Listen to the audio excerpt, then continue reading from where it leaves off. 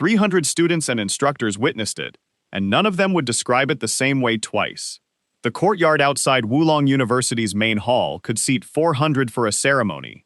On an ordinary morning, it hummed with sparring drills and the rhythmic thwack of students running form sequences against the eastern training posts. That morning, it was absolutely still. Leon Jabate stood at the center of the courtyard in the formal waiting stance of a level 7 master, robe pressed, arms folded, with the patience of someone who had won before he arrived and knew it. Level 7 placed him among fewer than 2% of practitioners in the country. He had spent 20 years at that rank, and in all that time, no one below his level had looked him in the eye without flinching. The young man across the courtyard from him was not flinching. Leon Jabate told him to kneel and apologize. He said he would accept that, and then this would be finished. The young man rolled his left shoulder. He set his feet. He did not kneel. What happened next lasted less than 2 seconds. A crack ran through the courtyard stone from the force of one step. Leon Jabate's guard came up by veteran instinct, the reflex of a man who had spent 40 years surviving things that should have killed him, and it accomplished nothing at all. The strike landed. The sound it produced sat somewhere between impact and detonation, and the university's maintenance staff would later write it up in a damage report with a note attached explaining that existing classification rubrics did not apply. Where Leon Jabate had stood, 2 things remained: his shoes, side by side on the stone, and a faint scorched outline underneath them. The crowd did not speak for nearly 40 seconds. Then someone in the back row dropped a water flask, and the sound it made falling was very loud. Rewind 18 months.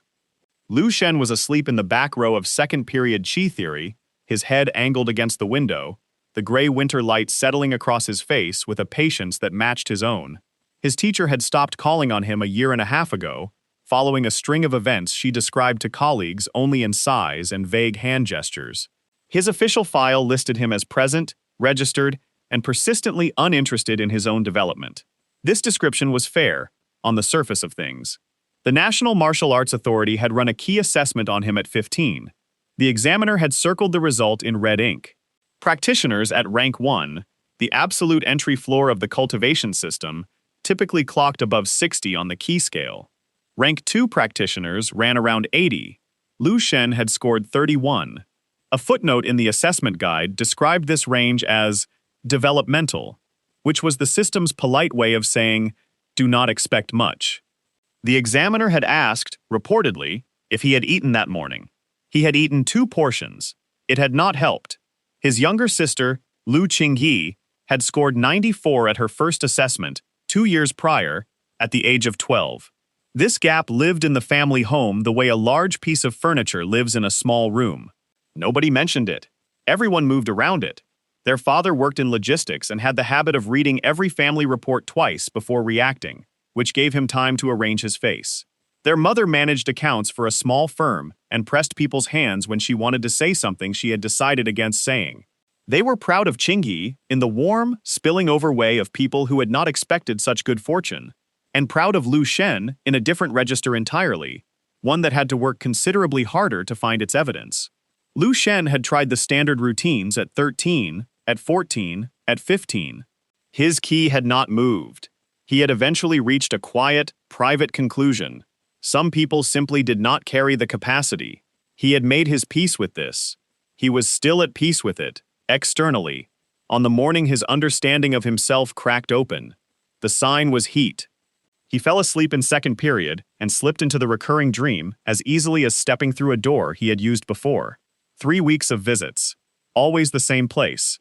A ruin, vast and clearly military in its original design, submerged in gray fog that sat at chest height and moved gently, even when nothing disturbed it.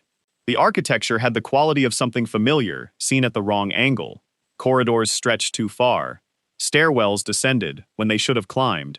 And underneath the smell of concrete dust, there was something else, something older, like iron left exposed too long. His first 2 visits had been empty.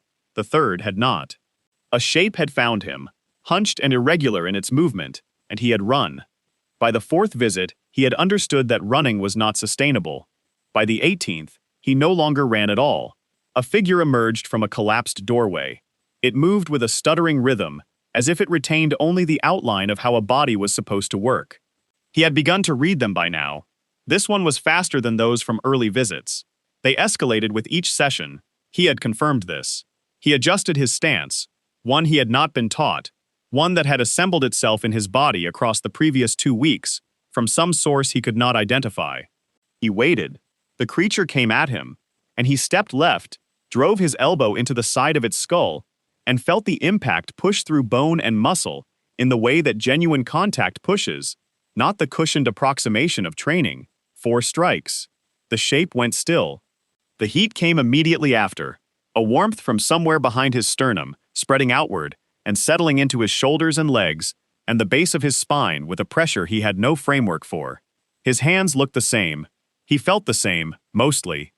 But something had shifted at the edges of his awareness, the way a changed room registers, before you can name what changed in it. He stood in the fog and breathed and waited. He woke up when his teacher's eraser caught him precisely above the left ear. He stopped at the training post on his way home. The school maintained a row of padded practice dummies along the eastern yard wall. For 2 years he had walked past them without pausing.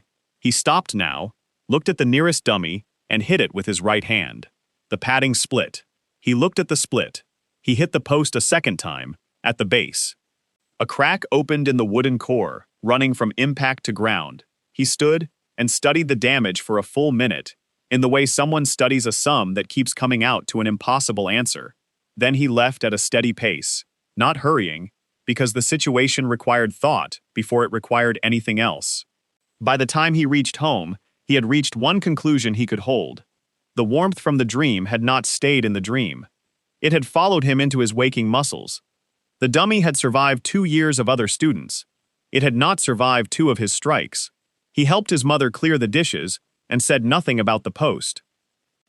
Dinner was ordinary in the way he had always liked. His mother's winter broth, his father eating with the focused efficiency of a man who had a logistics meeting at 8. Ching-hee explaining a new breathing circulation method to no one in particular, while her hands moved above her bowl until their mother asked her to bring them down to a safe altitude. Lu Shen ate more than usual and left nothing on his plate. Ching-hee noticed. She said nothing. She was filing information. He went to bed at 9, which was earlier than his normal schedule, and the early hour itself was a kind of signal he sent to nobody, and which Ching-hee received anyway, judging by the expression she aimed at his back as he walked down the hall. In the ruin, 2 shapes were waiting. He began tracking the gains carefully after that. 7 visits across 10 days, 17 kills by conservative count. Each time, the warmth carried over when he woke, and each time the change registered higher. At the end of that period, he stood at the school's public testing station, in the corridor outside the gymnasium, at 6 in the morning, an hour before anyone else arrived, and pressed his palm to the sensor. 68. He stepped back. He pressed his palm again. 68. He walked to the stairwell and sat on the 3rd step, and spent 4 minutes with this number, before he was ready to be somewhere else.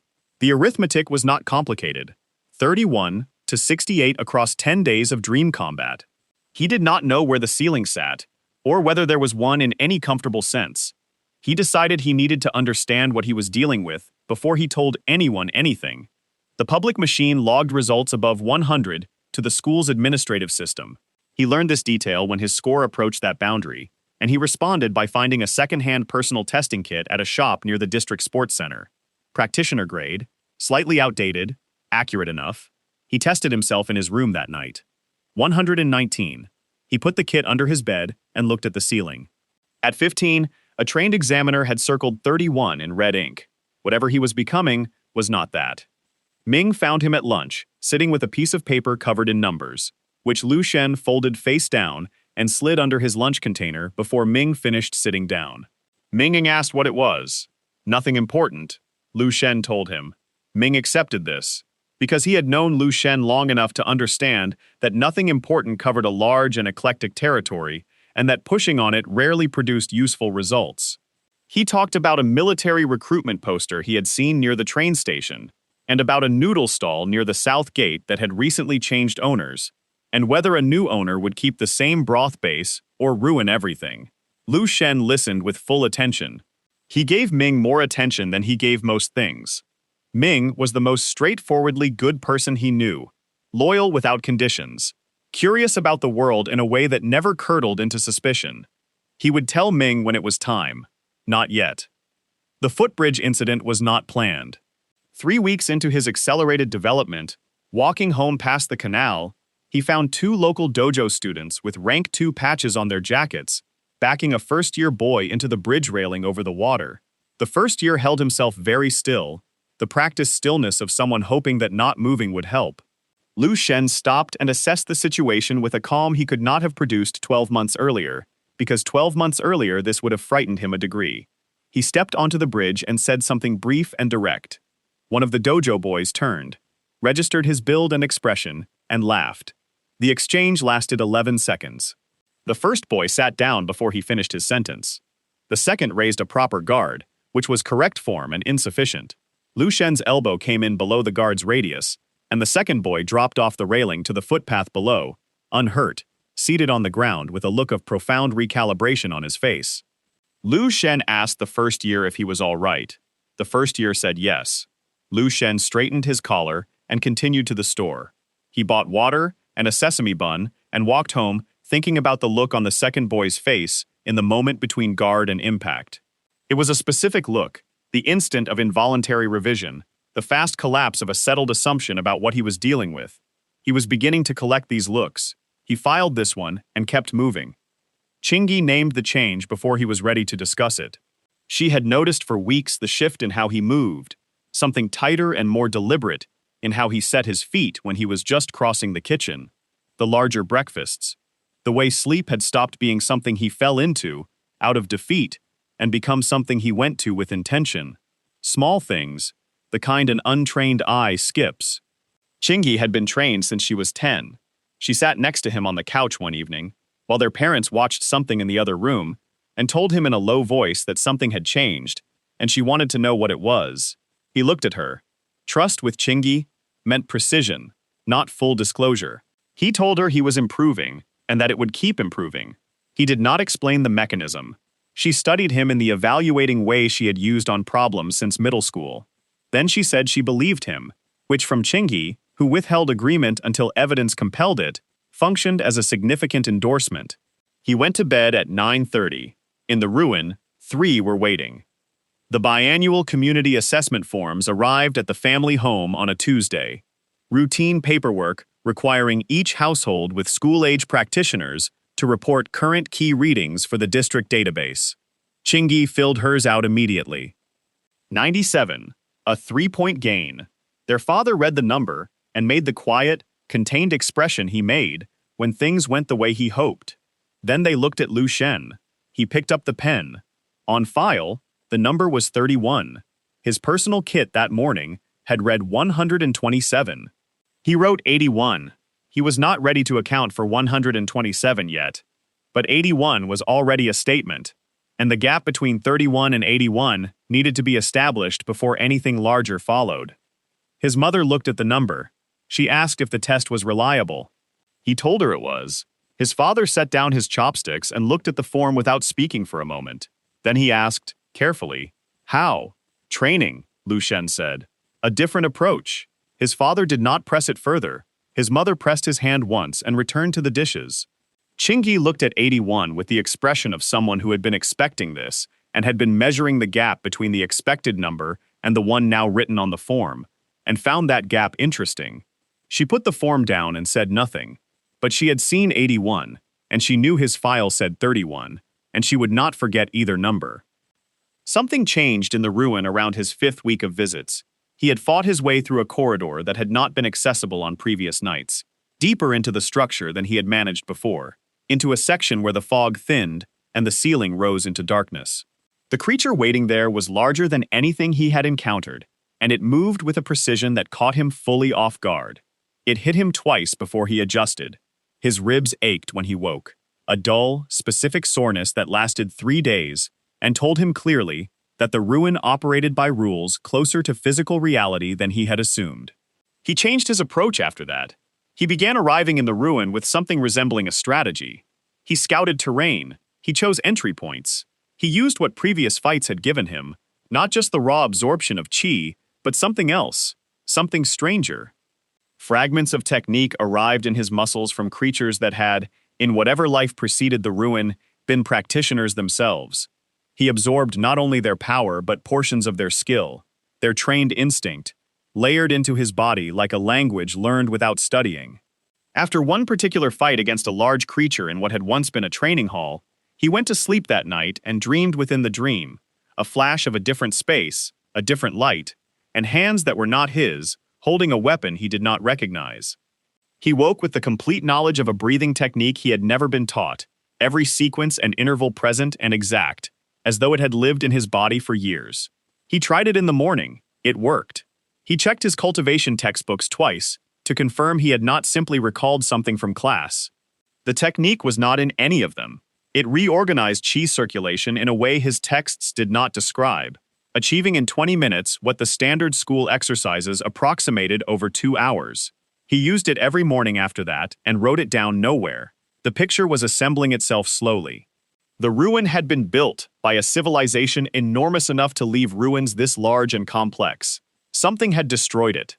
The creatures that prowled its corridors had once been its people, its soldiers, its practitioners, and their skills had not died with them.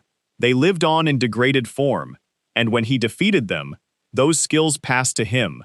He was, in some sense he could not yet name precisely, being schooled by the dead of a civilization 10,000 years in advance of his own. He did not know yet what had wiped them out. He suspected the ruins would tell him, eventually. He suspected he was not going to enjoy learning it. The Taiyang Martial Arts School had kept him on a waiting list since he was 14. He had stopped checking his position on that list around his 16th birthday. The call came on a Wednesday, in early spring. A slot had opened. Could he come for an evaluation? He arrived at the Taiyang School on a morning with rain moving in from the north, was taken to a practice room, and found 4 of the school's senior students arranged across a clean training mat. The assessment was straightforward, controlled exchanges, first contact, continued until both sides agreed on an outcome. The first senior was rank 3. He had run this assessment many times and had the settled patience of someone who knew how the next few minutes would go. Lu Shen's personal kit had read 136 that morning. The senior did not know this. The exchange lasted 9 seconds. The senior sat down on the mat at the end of it, rubbing his wrist, wearing the expression of someone rapidly revising a settled picture of the world. The second senior stepped in. Rank 4. 6 seconds. A brief, quiet conversation happened near the doorway between the senior students and the instructor observing from outside. Then Master Luo himself walked to the center of the room. He was compact, in his late 50s, and he had the eyes of someone who had spent 30 years reading how practitioners held their weight and what that revealed. He looked at Lu Shen the way only experienced masters look, not at the surface, but through it. He asked Lu Shen's age. 18, Lu Shen told him. He asked for the official key reading. 81, Lu Shen said.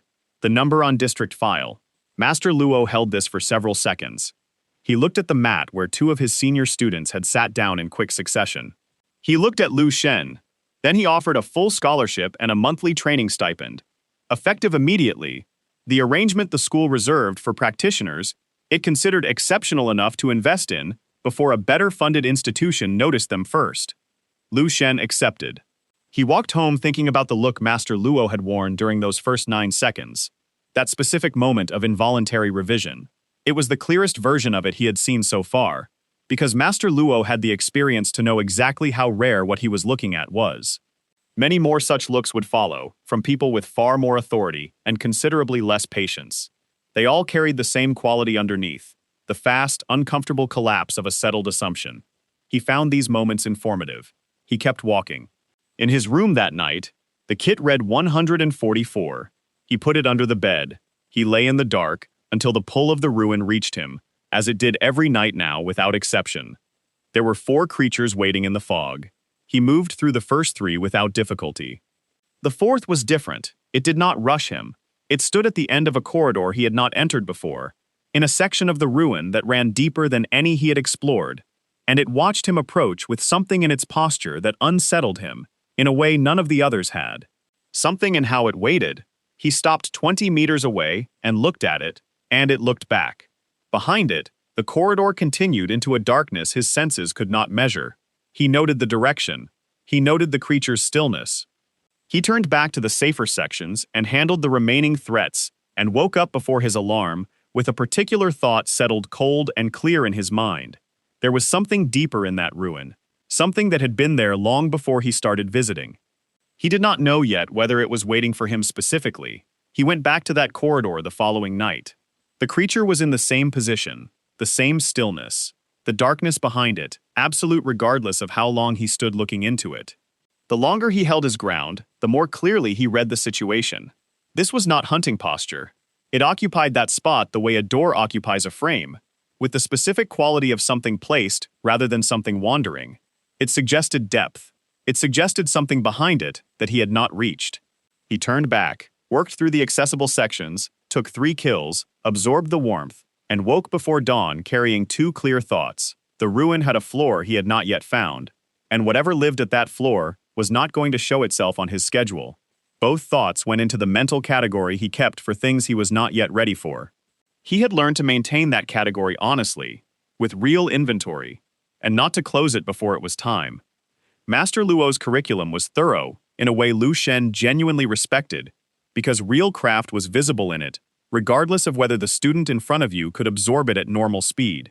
The school taught rank 6 cultivation methods, elemental breathing foundations, structured combat sequences that most students spent 2 years working through.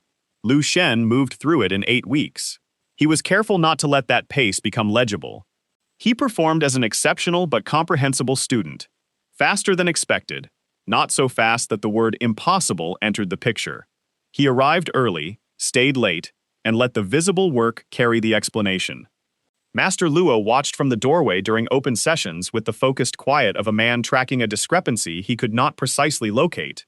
The discrepancy was that every technique Luo introduced arrived in Lu Shen's body as confirmation of something already half understood. The ruin had been compressing decades of practitioner skill into him for months, and the formal curriculum now provided vocabulary for movements his muscles had already begun making on their own. Theory followed practice by roughly a month. He found this efficient. 2 of the senior students did not take his advancement calmly.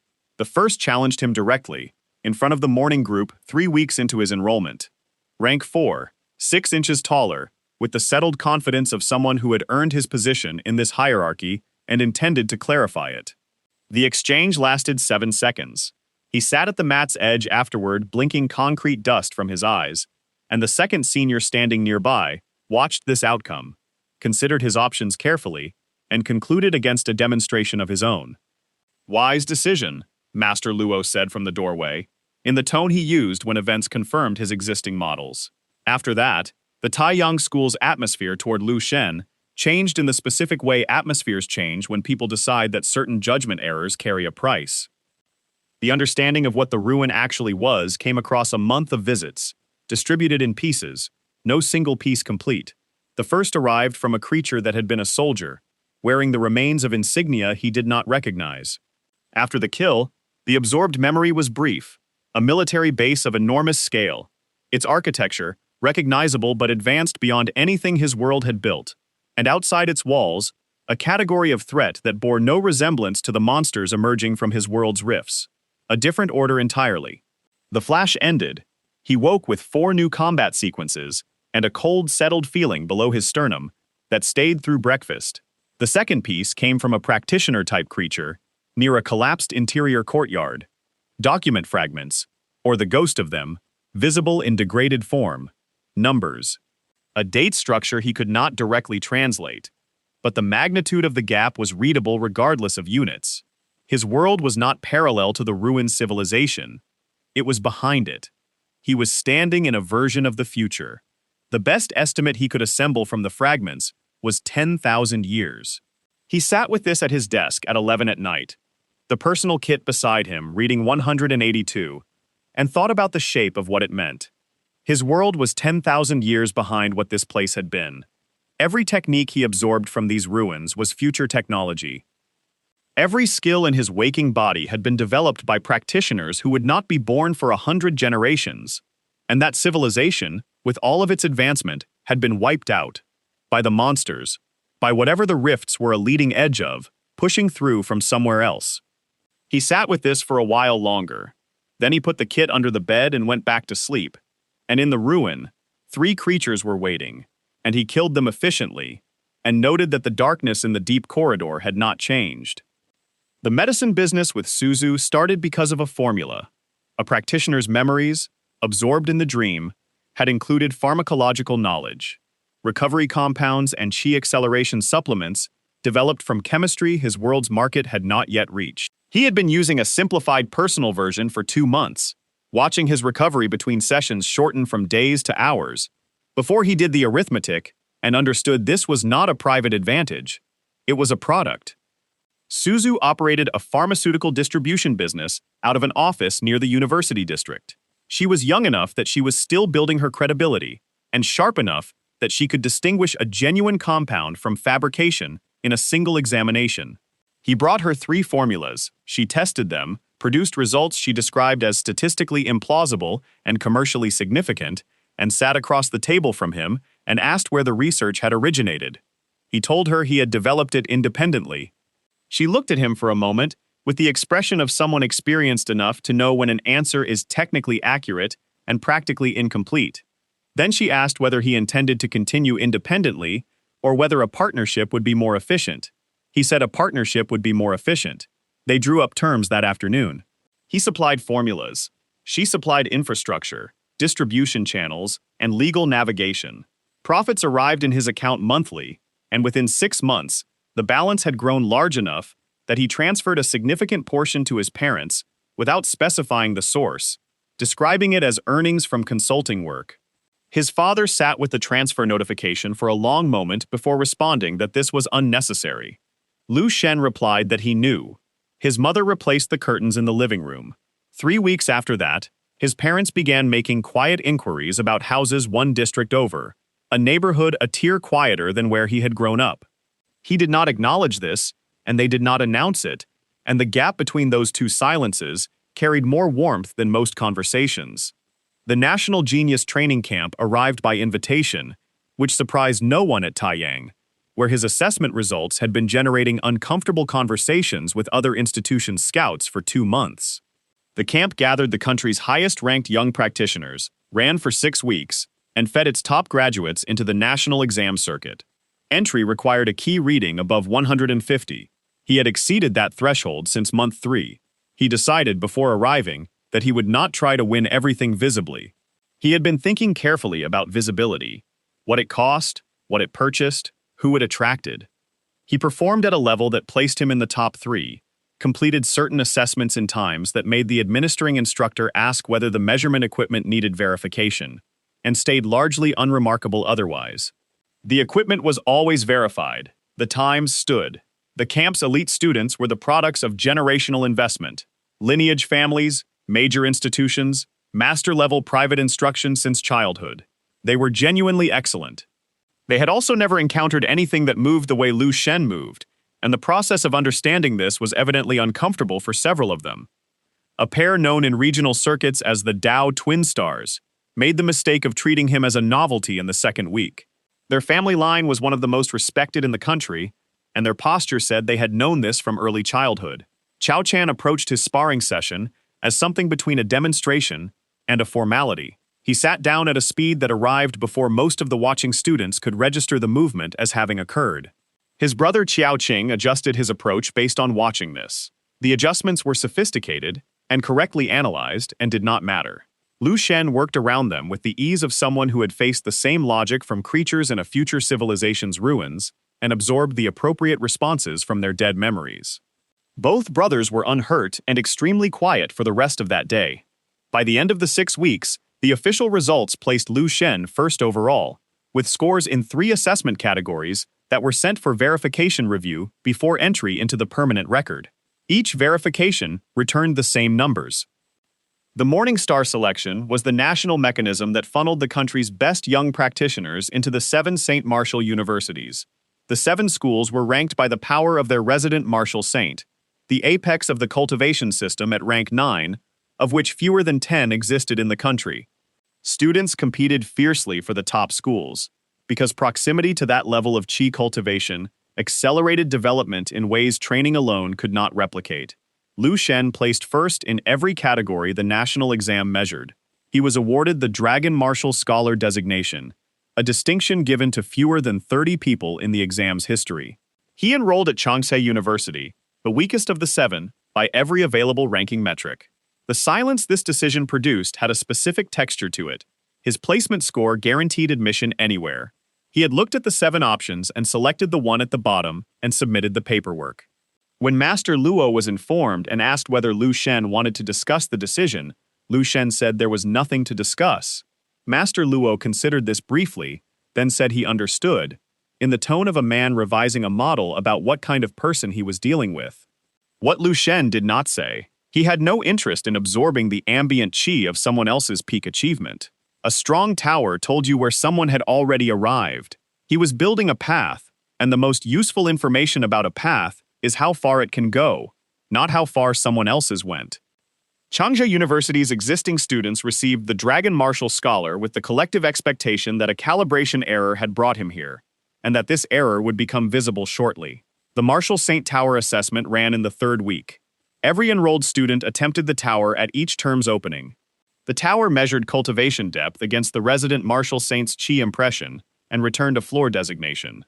Most students reached the 3rd or 4th floor and stayed there across multiple terms. The Chang'e Tower record, held for 11 years by a graduate now serving as a senior military official, was the 7th floor. Lu Shen went up on a Thursday morning. He reached the 7th floor. He kept going. The administrators at the base, a small group handling the routine recording, stopped treating it as routine at that point. The floor counter had not displayed an 8th reading in the building's operational history. It displayed 1, then a 9th. Someone went to find the tower's technical coordinator. The counter stopped at 11. The tower had 11 floors. By the end of the following month, he had visited all 7 universities and run the assessment at each one, with equipment verified and an administrator present. He broke every standing record. At 2 of the schools, word had spread enough in advance that students gathered at the base of the tower on the specific day he attended, watching the counter on the chance it would do what Chonghei's had done. It did, each time. The reports that circulated afterward shared one detail that made the results difficult to dismiss, as equipment failure. His official key reading, still on file from the district registration, was 81. No one had a framework for how an 81 key practitioner was producing the output the towers recorded. Several people asked if the towers were malfunctioning. They were not malfunctioning. Ming, when Lu Shen called him that evening and said it had gone well, said that "gone well" was doing a great deal of work in that sentence, and asked whether he could now explain what exactly was going on. Lu Shen said he would explain when he could explain it fully. Ming said that answer was incredibly frustrating. Lu Shen agreed. Ming said he had enlisted, and that the military recruiting event near the station had turned into a signature, and that his deployment date was in 6 weeks. The call went quiet for a moment that neither of them acknowledged. Lu Shen said he would see him before the deployment. Ming said obviously. They ended the call. He put the phone down and looked at the wall for a moment, and felt something specific and unwelcome. The fact that the world had its own velocity and carried people in it toward things they had not chosen, and that his growing power did not extend to stopping that. He saw Ming 4 times in those 6 weeks. On the last one, they ate at the noodle stall near the south gate, the one with the new ownership, which had in fact kept the same broth, and so had resolved at least one outstanding question in the world. Ming ate 2 portions and talked about which regional deployment he was hoping for, and what the training schedule looked like, and whether Lu Shen thought he would be stationed anywhere near the capital district. Ming said he knew that, obviously. They walked back to the station afterward and did not say much, because everything that needed saying was in the 6 weeks of extra visits and the 2 portions at the noodle stall, and adding words to that would have cheapened it. He was crossing the eastern campus path toward the cultivation library on a late afternoon in his 2nd month when he saw the old man. The man sat against the base of the ornamental wall at the university's south entrance, wrapped in a coat that had been fine once, quality still visible in the cut even now that the fabric had surrendered in patches. He held a folded photograph pressed against his chest with both hands, in the careful way of someone protecting the last thing they have not lost. 2 students walked past him, and said something and laughed without stopping. He did not react to them, or to the laughter. He looked at a fixed point, approximately 2 meters in front of him, and slightly above the ground. The vacant, inward focus of someone who has stopped fully occupying wherever they are. Lu Shen stopped walking. He did not know this man. He did not know the photograph or what it held, did not know the coat's history or what the students had said when they laughed.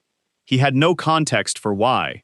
Out of the considerable scale of suffering that existed in any city this size, this particular arrangement of a man and a photograph and a wall stopped him. He stood on the path for a moment. He could see, even from this distance, that the hands holding the photograph were not the hands of someone who had briefly had a hard week. They were the hands of someone who had been holding that photograph for a very long time. The way they gripped it, the precision of it, the care. He kept walking. He had an appointment at the library and nothing to offer a stranger he did not know. But he kept the image the way he kept other things that demanded to be kept. The 11th floor reading, the darkness in the deep corridor, the cold arithmetic of what 10,000 years of future history meant for the world his family lived in. He had learned that some pieces arrive before you have the frame to put them in. The frame would come. He would wait. He went back to the south entrance the following afternoon. The old man was in the same position, same wall, same grip on the folded photograph. Lu Shen had stopped at a stall on the way and bought 2 containers of braised pork over rice, the cheap kind, with the hard-boiled egg on the side. He sat down next to the old man without asking permission and held out the second container. The old man looked at it. He looked at Lu Shen. He took the container. They ate for a few minutes without speaking. A pair of students walked past and looked briefly, and looked away. Pigeons moved along the base of the wall with the purpose pigeons always carried and never seemed to act on. Lu Shen asked the man his name. The man said it was Fu Jianming. He said this as someone says a name they have not heard spoken with any particular care in some time. Lu Shen said his own name and asked how long Fu Jianming had been sitting against this wall. Fu Jianming thought about it. A year and some months, he said, with the precision of a man who had stopped counting in smaller units. Lu Shen looked at the photograph, still pressed against the old man's ribs, even while he held the food container. He asked if it was family. Fu Jianming looked down at his own hand. Then, very carefully, he unfolded the photograph and held it flat so that Lu Shen could see it. 2 young women, mid-20s, standing in front of a building Lu Shen did not recognize, squinting slightly into the sun, both of them laughing at something outside the frame. He said they were his daughters. The story came out across 3 separate afternoons. Lu Shen returned each day with food. Fu Jianming ate and talked in the way people talk when they have been carrying something too long in too much silence. Not in a rush, not with self-pity, but with the deliberate flatness of someone giving a report on events they have already processed into something they can survive. The daughters had been practitioners. Rank 3, rank 4. Good careers ahead of them, positioned well in the District Martial Arts Association. They had been, in Fu Jianming's description, the kind of young women who brought noise into a house and whose absence makes a house permanently strange. The Lin family had wanted the elder daughter's spot in the district ranking. She had been unwilling to vacate it. Accommodations of this kind were common enough in the Martial Arts Association bureaucracy, where the right family name generated a gravity that formal rules bent around. The elder daughter had treated the request as the insult it was and declined. The Lin family had treated the refusal as a problem to be managed. What followed had not been managed cleanly. Both daughters had been taken under a fabricated investigation. The paperwork had the right stamps, which was all the paperwork needed. By the time Fu Jianming understood that the investigation was not real, they had been held for 11 days. When they were released, the elder's rank qualification was gone. Officially surrendered, the documentation signed in circumstances that left no legal avenue. The younger had sustained injuries that ended her practice permanently. Fu Jianming had gone to 7 different offices. He had filed reports, presented evidence, retained an advocate. Each avenue produced the same result in different language. The matter had been reviewed, the documentation was in order, no further inquiry was warranted. He asked what ranked authority the Lin family carried. He was told, eventually, that the family held direct ties to Leon Jabet, a master-level practitioner of some standing, and separately, that the family's senior member had married a woman named Leon Shah, whose brother was the same Leon Jabet. At the time, this information had felt like a wall. He had kept filing. The process had consumed 3 years, and what remained of his savings. His daughters had not recovered in the ways that matter. The younger had developed something the practitioner's medical board described in clinical language, and Fu Jianming described as her not being herself anymore, in the way that people mean when they say that, and mean it absolutely. His wife had watched this across 3 years, and reached a conclusion he had not known she was forming until it was too late to discuss it with her. He stopped at that point in the story, and looked at the photograph for a while. Lu Shen did not fill the silence with anything.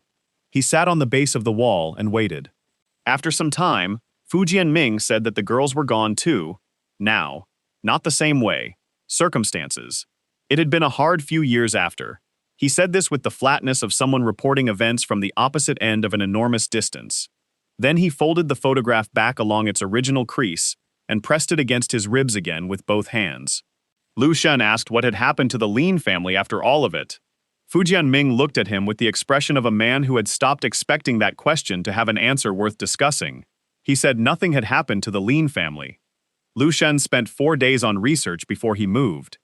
Leon Jabet's public record was not hard to find. A level 7 master, affiliated with the Regional Martial Arts Authority, with a history of competitive victories that had peaked 15 years earlier, and since then had translated into influence of the quieter, more durable kind. The association position, the family connection, the kind of standing that did not require demonstrations, because the demonstrations were long established, and everyone already knew. He was also, Lu Shen confirmed, registered for public challenges under the formal duel provision, the mechanism in the martial arts code that allowed registered practitioners to settle disputes on record.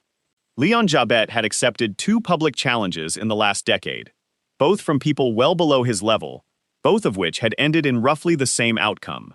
He had a reputation for the efficient management of people who did not know how outclassed they were. Lu Shen filed the challenge request on a Tuesday. He listed his own registered key reading of 81 and his cultivation rank as it appeared in the official system. He specified Leon Jabet by name, the courtyard of Wulong University as the venue, and the standard terms: no lethal force obligation, first to yield or be unable to continue. Standard form, standard language. The request reached Leon Jabet's management by Thursday. The response, when it came, was acceptance, brief, unbothered, and accompanied by a note from Leon Jabet's people expressing hope that the young gentleman understood what he was asking for. Lu Shen read the note and put it down and said nothing. He went to bed early. In the ruin, 2 things he had not seen before. A passage had opened in the section near the deep corridor, and through it, very faint but unmistakable, came a sound. Not a creature sound, something that had pattern in it. Something that had, at some point in its history, intended to communicate. He stood at the passage entrance for a long moment. He did not go through. He woke up, trained until 4 in the morning, and got 3 hours of sleep before the day started. The duel was set for a Friday morning. The crowd gathered early. Word had moved quickly, the way it moves when one of the parties involved is a level 7 master with a settled reputation, and the other is a dragon martial scholar whose tower records had generated administrative incident reports at 5 separate universities. The calculus people applied was not complicated. Either the young man had lost his mind entirely, or something was about to happen that would be worth having witnessed. 300 people settled on both interpretations simultaneously and arrived anyway. Leon Jabet entered the courtyard from the west gate, flanked by 2 associates who wore the bearing of people accustomed to flanking. He had dressed formally, which in itself was a statement. The formal stance said this was not a spar. It said he had arrived prepared for something public and intended to produce a result that would travel. He looked across the courtyard at Lu Shen and held the look for a moment in the way of someone taking the measure of a problem he expects to handle quickly. Lu Shen was standing with his jacket closed, hands at his sides, watching Leon Jabet's approach with an expression that most of the watching students read as composure, and that was actually a different thing. It was the feeling of someone who had been fighting in a future civilization's ruins for 10 months and had absorbed the combat skills of the dead of a civilization that had built things they had not yet imagined, standing across a courtyard from a level 7 master who did not know any of this. Lu Shen's personal kit had read 247 that morning. He had not updated his district file. Leon Jabet reached the center of the courtyard. He announced himself by rank in the formal dual tradition, level 7, and stated his name for the administrative record. Then he looked at Lu Shen and told him, in a voice that carried clearly to the crowd that he should bow and apologize, and that the gesture would be accepted. He said this with the patience of a man managing a nuisance, not fighting a fight. The crowd was very quiet. Lu Shen set his feet. He did not bow. Leon Jabet moved first, which was technically the correct read. A practitioner of his level, at his assessment of the situation, should close and end things before the other party had time to make an error that would generate paperwork. His opening technique was a compressed power strike, the kind that Level 7 masters developed to produce maximum output in minimum space. The kind that Level 7 masters developed to produce maximum output in minimum space. The kind that had ended the previous 2 public challenges before the watching students could properly follow the movement. Lu Shen was not there when it arrived. He had already moved. The step he took sent a crack through the courtyard stone from the force of his lead foot, and several students near the front of the crowd stepped back reflexively in response to that sound alone, before anything else had happened. Leon Jabet's guard came up by instinct, the layered defensive response of 40 years of real combat experience. None of it mattered. The strike Lu Shen delivered was a single attack, compressed into the same window Leon Jabet had used for his own. Efficient, total, the product of wills and memories absorbed from a dozen different masters across 10 months of dream combat. The sound it produced was the sound of several hundred joules of force arriving at a single point simultaneously. Where Leon Jabet had stood, 2 things remained: his shoes, set side by side on the stone, and the faint scorched outline of where he had been standing. The stone itself was cracked in a ring, roughly 4 meters across. The crowd did not speak. 40 seconds passed. Someone in the back row dropped a water flask. The sound it made was very loud.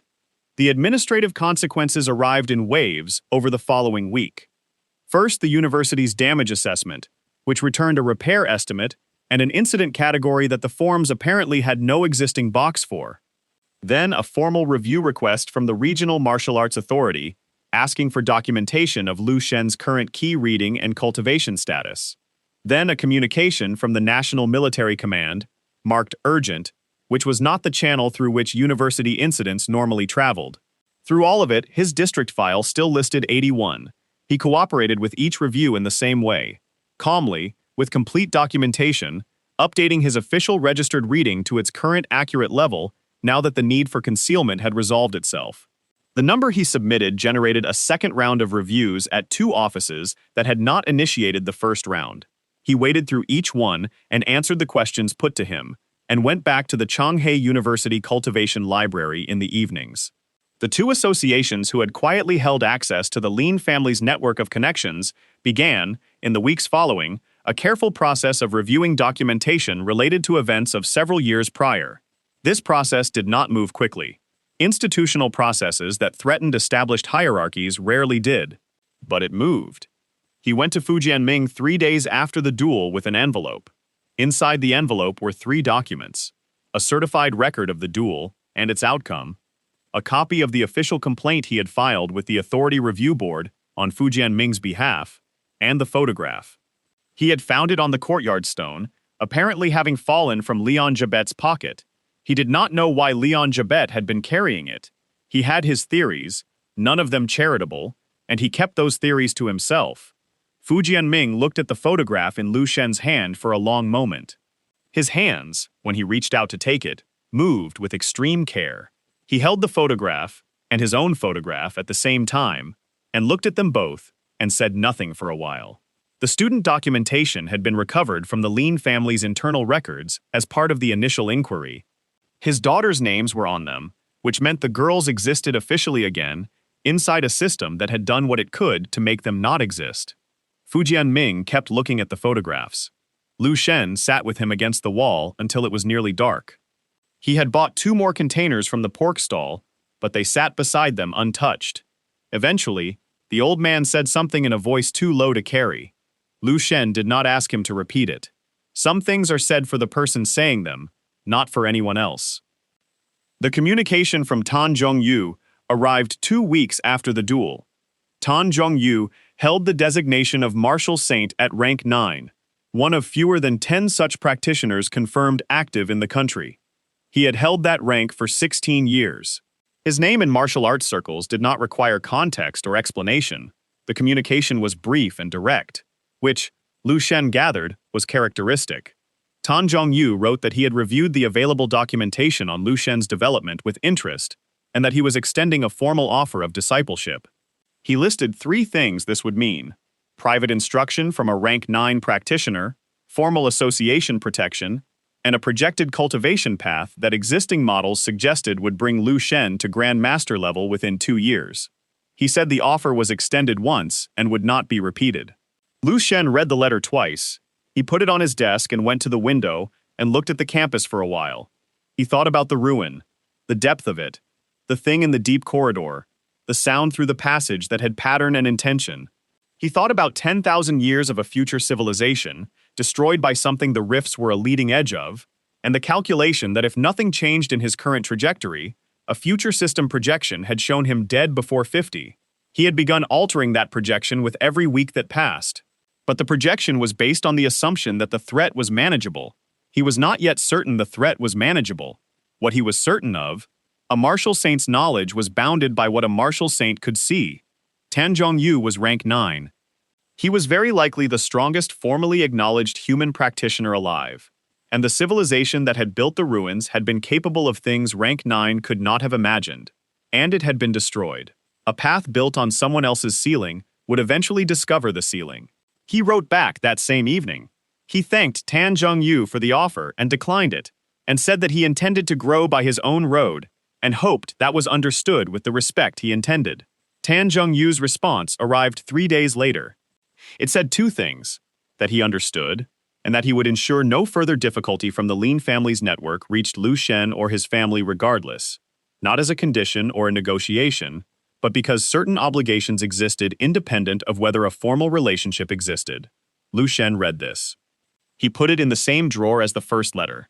He thought about what it meant that a martial saint had done the arithmetic about the Lin family's remaining network, run the obvious calculation about what they would do after their brother died, and decided that the outcome was his to manage without being asked.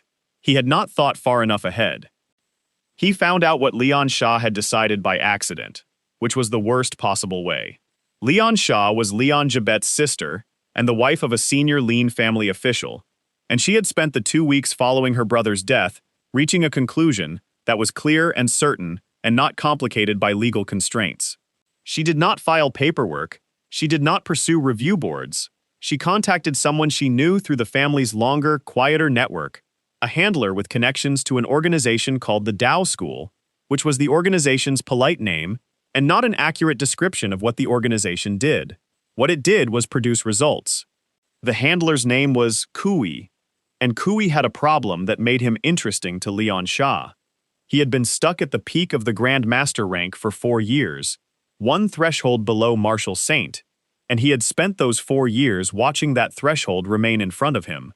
The Lin family connection could provide access to a method.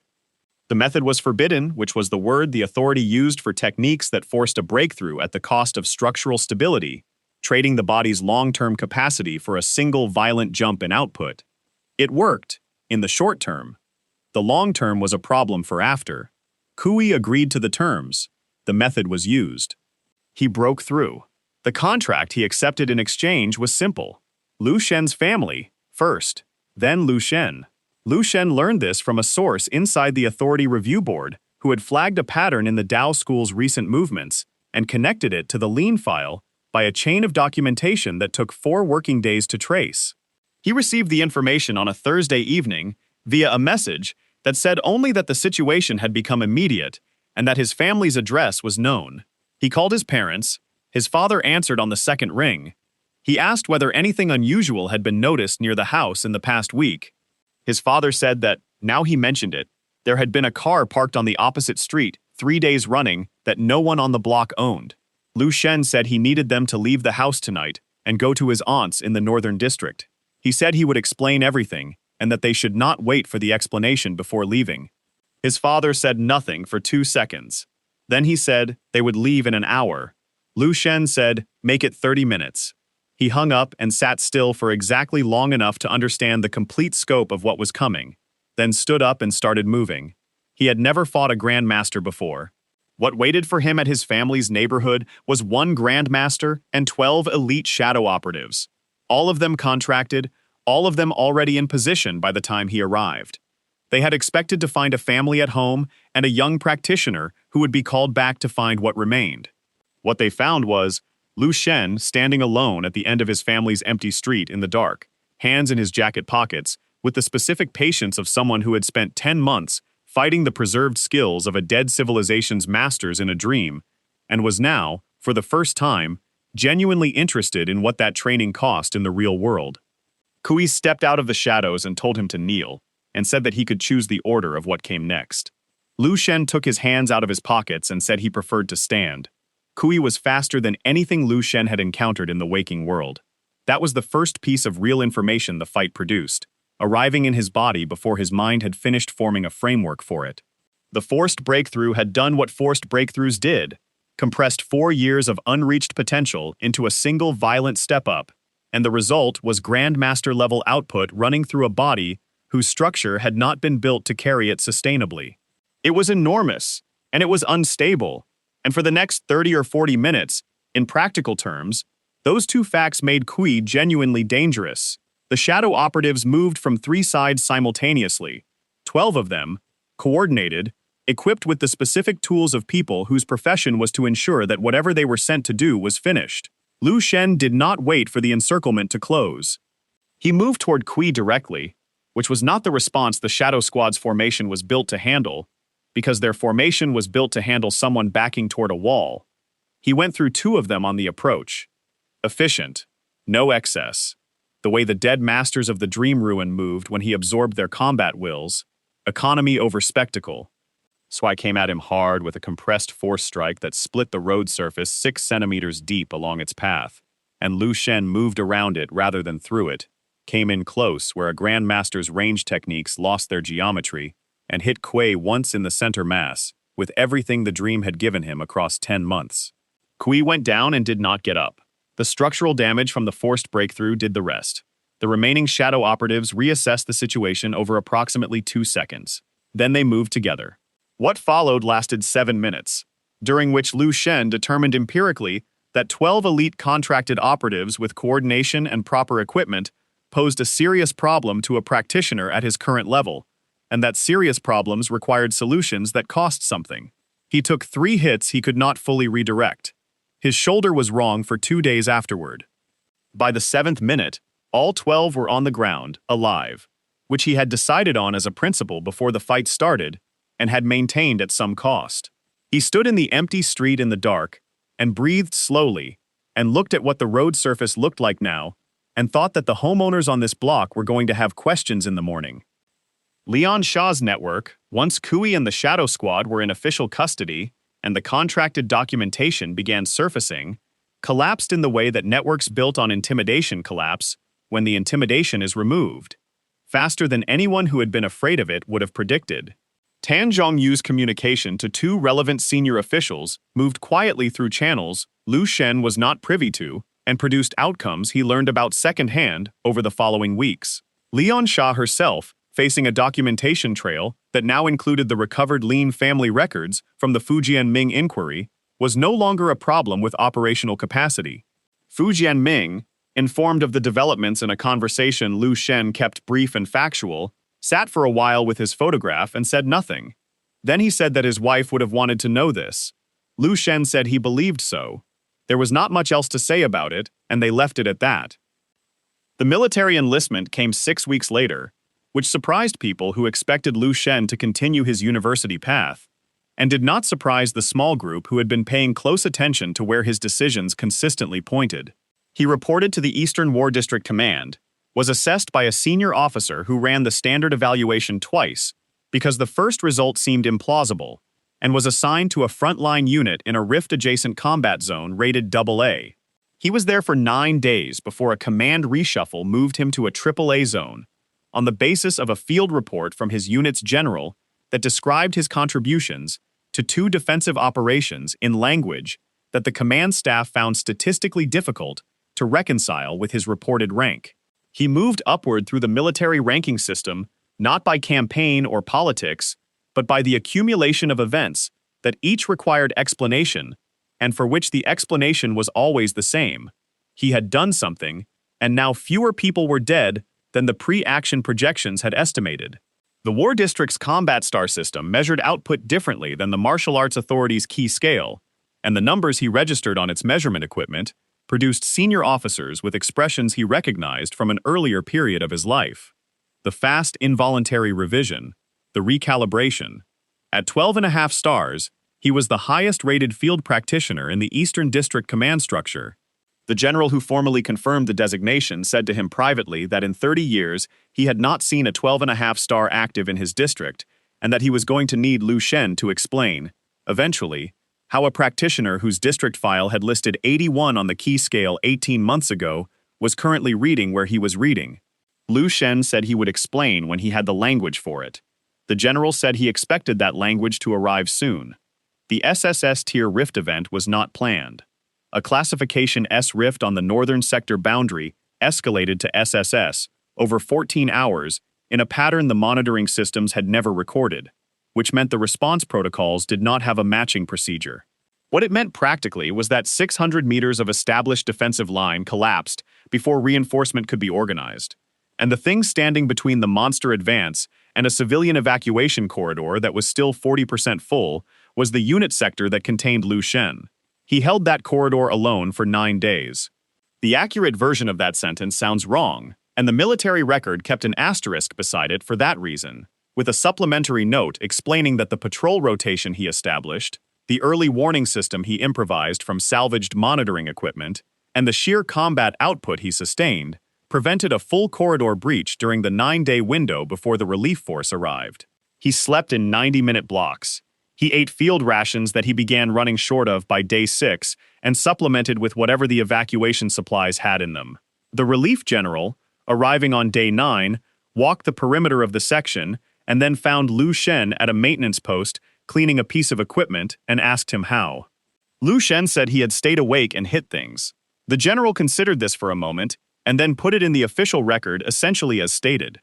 The immortal cell breakthrough arrived without announcement, the way the largest changes arrive. He had been tracking an anomaly in his cultivation for 2 months.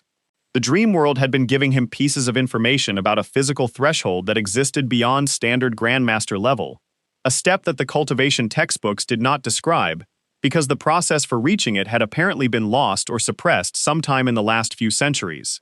The dead masters of the ruin had reached it. The zombie creatures he fought had bodies that had once carried it and still showed its structural traces. The condition was simple and extreme. It required breaking the body's internal core, the cultivated center that normal practitioners spent their lives strengthening, and enduring what happened to the body when that center was gone. What happened to a practitioner whose core was broken was, in normal circumstances, the end of their cultivation entirely. But if the body had been prepared correctly, if the chi channels had been restructured in the right sequence, by the right techniques, across sufficient time, the cellular structure did not collapse. It reorganized. He underwent the process alone, in his quarters, at 3 in the morning, because there was no version of submitting paperwork for this that he could imagine going well. The pain lasted approximately 11 hours and was considerable.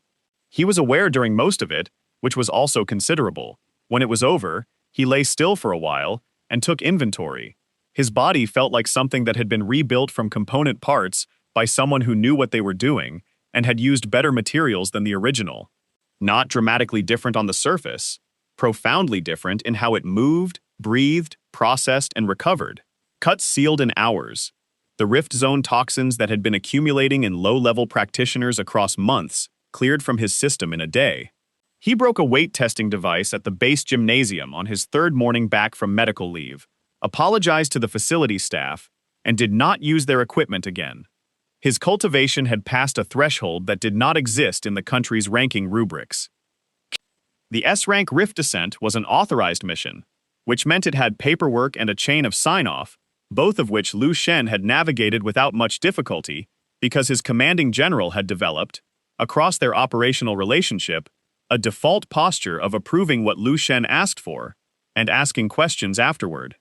The stated objective was rare mineral extraction from a rift formation at depth, resources useful to military applications that could only be accessed by practitioners with the output to survive the rift's lower zones.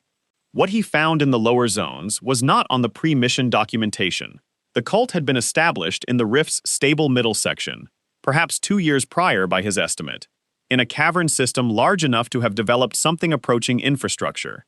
23 practitioners, all formerly ranked Grand Master or approaching it, all in states of degeneration that the cultivation texts described theoretically, and he had now seen practically, the loss of rational chi control, the physical changes that followed, the specific look in their eyes. A body that has run its cultivation at maximum output indefinitely, feeding on other practitioners to sustain the rate, produces changes. He noted them. He noted them specifically because they were not entirely unlike what the early-stage zombie creatures in the ruin had looked like. The man at the center of the cult was a problem of a different order. Lu Moying had been, by the records he had read beforehand, one of the country's most gifted martial arts practitioners 20 years prior. He had entered an S-rank rift on what was officially documented as a solo research mission and had not come back. The cult had formed around him in the years since, and he had built it into something that fed his own cultivation by methods that did not need to be described at length to be understood. He was not, by any practical measure, sane. But he was powerful, and he moved with the residual technique of what he had once been overlaid on the degeneration, and the combination was dangerous. He also whispered about something he called the abyss. He used that word repeatedly, reverently, the way people use the names of things they have bargained with and believe are listening. He said it had spoken to him in the deep cave and shown him what power really was, past all the systems and ranks and rubrics. Lu Shen listened to this for the duration it took to understand it, which was not long, and then hit Lu Moying once. Lu Moying did not get up. He cleared the remaining cult members from the rift efficiently and without further casualties, retrieved the mineral resources, and submitted his mission report with a supplementary section describing the cult's existence and the entity Lu Moying had referenced. The supplementary section generated a response from a command level above his general that arrived marked classified and asked him to present in person at a location he had not previously visited. The briefing room held 7 people, including 2 he recognized from national authority documentation and 1 he did not recognize at all and could not place, despite what was by now a reasonably extensive knowledge of the country's senior practitioners. What they told him, collectively and carefully, was this: the rifts were not local phenomena. They were not geological anomalies or dimensional accidents, or the product of natural processes that the planet had always run. They were incursions. The monsters coming through them were a leading edge of something deliberate and enormous, and behind the rifts, past the threshold that rank 9 martial saints could approach but not fully cross, there existed a second battlefield where the strongest humans alive fought in a context that the general population was not informed about for reasons the briefing described as stability-related. Lu Shen thought about the ruins, about the civilization 10,000 years ahead of his own that had built things rank 9 could not have imagined, and that had been destroyed. He thought about the sound through the passage in the deep corridor, the thing with pattern in it that had felt like intention. He thought about Lu Moying whispering the word abyss with reverence. He asked one question: what was the current assessment of long-term human viability if nothing changed? The man he did not recognize answered. He said the assessment was not encouraging. Lu Shen nodded. He said he understood. He thanked them for the briefing and left. He walked across the base in the late afternoon, the light going orange across the flat parade ground, and thought about the specific feeling of standing in a rift corridor at 3 in the morning, with the knowledge of what eventually destroyed a civilization 10,000 years ahead of this one, and the distance between that knowledge and the capacity to do anything about it. The distance was still significant. He had been closing it, steadily, and he intended to keep closing it. But he had no illusions about how far he still had to go. Dong Qing-shu had been a military instructor at the Eastern District Command for 3 years when their paths first crossed at a post-mission debrief she was running for advanced practitioners. She was older than him by 8 years, a mentalist specialist with psychic combat skills that placed her outside the standard ranking rubrics in the way that parallel power tracks always did. Hard to place on the same axis as chi-based cultivation, genuinely dangerous in ways that statistics did not capture cleanly. She ran the debrief with the particular efficiency of someone who has no patience for anything that does not contribute to the meeting's stated purpose, which he found straightforwardly admirable. When she asked him a question about the rift's psychic interference patterns, she did it the way good instructors ask questions, as if the answer actually mattered, not as a performance of teaching. He gave her an accurate answer. She wrote it down. They did not speak outside of formal contexts for 2 months. The transition from formal to otherwise was gradual and mutual, and neither of them announced it, which suited both of their characters. She had the habit of appearing at the base canteen at a specific odd hour, 6:40 in the morning, when it was almost empty, and he had the habit of being awake at that hour from a lifetime of early training. They occupied the same table on 3 consecutive mornings before either of them acknowledged the pattern, and when they did, it was sideways, in the manner of 2 people who have both noticed something and have both decided to approach it with care. She mentioned her brothers once, early. She said it the way someone mentions a relevant fact, not as a warning, but he read the weight of it. She had 2 of them. The first, Dong Shangyi, was a senior practitioner who had appointed himself the relevant authority on who his sister spent time with, a role he occupied with considerable energy. The second, Dong Pocheon, went by a designation in certain circles that translated approximately as the Emperor of the East, and held a power level that Lu Shen had not yet been able to pin down precisely through indirect inquiry, which was itself informative. She said all of this calmly, as if it were a weather report for a region he was considering visiting. He said he noted it. She said she expected he did. The relationship that developed across the following months was not fast or demonstrative. It was 2 people who were both precise, both serious about their work, and both more genuinely interested in each other than either had initially expected to be, moving toward that interest at the speed their natures allowed. He told her more about the dream world than he had told anyone else alive, more than he had told Qingji. She told him things about psychic combat and the mentalist track that were not in any text he had accessed, knowledge from her own parallel path. She also told him that when she had run a future projection assessment on their situation, using a mentalist technique that measured probability alignment, the result had placed them together. He looked at her when she said this. She looked back at him and said she was not sure what to do with that information either, and that she had decided telling him was better than not telling him. He said he agreed with that decision. Dong Shangyi introduced himself by appearing at the base's senior practice yard at 6 in the morning and asking, by name, for Lu Shen. He was taller than Lu Shen, broader, carrying the settled physical authority of someone whose cultivation had been elite for long enough that it had changed how he occupied space. He looked at Lu Shen with the specific assessment of a senior practitioner evaluating whether another practitioner was worth his time, and said that he wanted to understand what exactly Lu Shen's intentions were regarding his sister. Lu Shen said his intentions were respectful and that he cared about her. Dong Shangyi said that was what everyone said, and that he intended to form his own conclusion through direct observation, and that if his conclusion differed from Lu Shen's stated position, there would be a further conversation. Lu Shen said he understood. He also said that any further conversation was welcome. Dong Shangyi looked at him for a moment with the expression of someone not entirely sure what to do when the expected pushback does not arrive. Then he nodded once and left. He came back 4 more times across the following weeks, observing at various points, occasionally asking pointed questions and receiving straightforward answers. By the 5th visit, his posture had shifted slightly from inspection to something that had not quite become acceptance but was in its general direction. Qing Shu, informed of the visits, said she had expected fewer than 4, and that this was practically an endorsement by her brother's standards. The cave was Dong Shangyi's suggestion, which was the detail that made everything afterward carry its particular weight. He had identified an unexplored passage at the base of a known rift formation, a deep branching system that pre-mission surveys had documented as geologically stable and categorized as low threat given the absence of active monster traffic. He wanted to examine it as a resource mapping exercise. He asked Qing Shu to come because her psychic sensing abilities would be useful for detecting non-visible anomalies at depth. He asked Lin Wanan, a colleague of theirs, because she was reliable and had done this type of survey before. Lu Shen was not there. He had been deployed to a resource extraction operation at the eastern boundary, a 3-day mission that had looked, on the morning they all left, like the routine kind. The cave went deeper than the surveys had indicated. This was not unusual in rifts that had been assessed quickly. The formations were not static, and passages closed and opened on timescales that mapped poorly to survey intervals.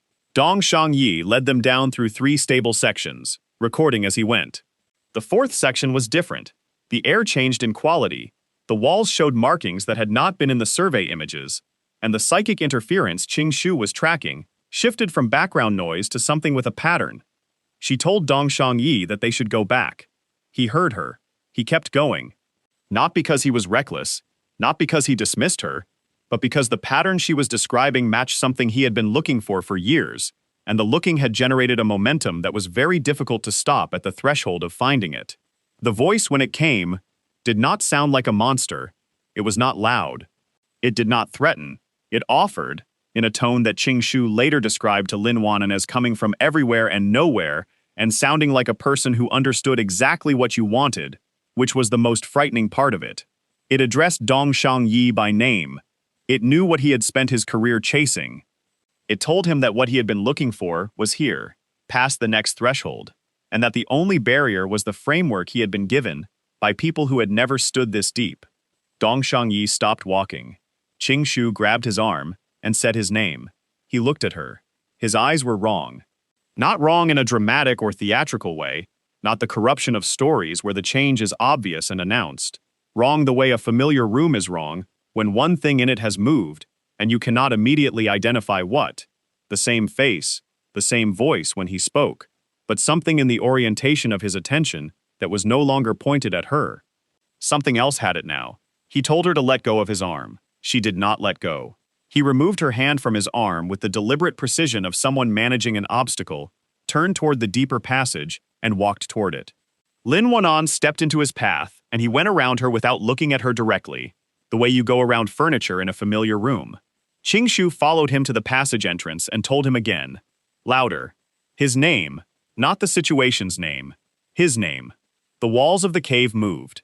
Not in the way walls move from tremors or settling. The rock surface along the lower passage opened along a seam that had not been a seam, and from it came something enormous and pale and segmented, moving with the purposeful speed of a thing that has been waiting for a specific moment and has now arrived at it.